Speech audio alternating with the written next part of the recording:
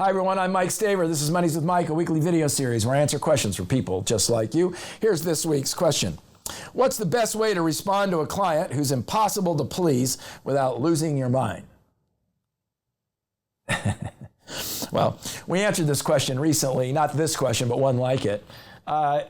First of all, evaluate whether the client's worth it. Second of all, are the clients impossible to please, or are you not being flexible enough in the way you respond to the client's needs? Were proper expectations set initially? Were those expectations created in a world that made sense to them and to you? Did you outline what the extent of the limits were and what the deliverables were going to be in a meaningful way? What did you do? So the first thing you do is that you take a fearless inventory of what your responsibility is. Don't put it out on the client yet. Now, there are clients that are hard to please and maybe even impossible to please. And in that case, we need to evaluate whether we're going to continue with that client.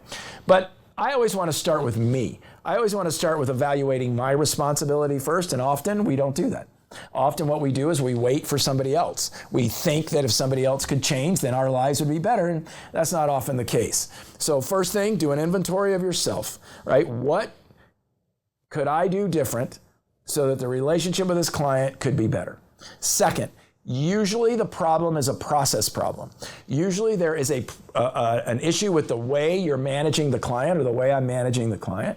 And so look at the process that you're going through. Number three, reset expectations. Call a client meeting, reset the expectations so that the reset is clear. Number four, if it is true, and I had one a few years ago, as an individual salesperson that called me to help them, there was no making her happy. And no matter what I did, no matter what I said. So I went through the steps, right? Fearless inventory first, reset the expectations, made adjustments to the process. None of that worked. And so finally, I had the conversation with the client, said, I don't think I'm the right fit. And she said, you're right, you're not the right fit. You're not very good with me. And she's right, I was not very good with her. And so that was the end of that relationship. But don't jump to there, start in the beginning, right? And then move through the 3 steps before you get to the bye-bye step. Hope that was helpful. If you have a question, send it to info@mikestaver.com. That's info@mikestaver.com. We're going to work it in as soon as we can, which sometimes takes a little time.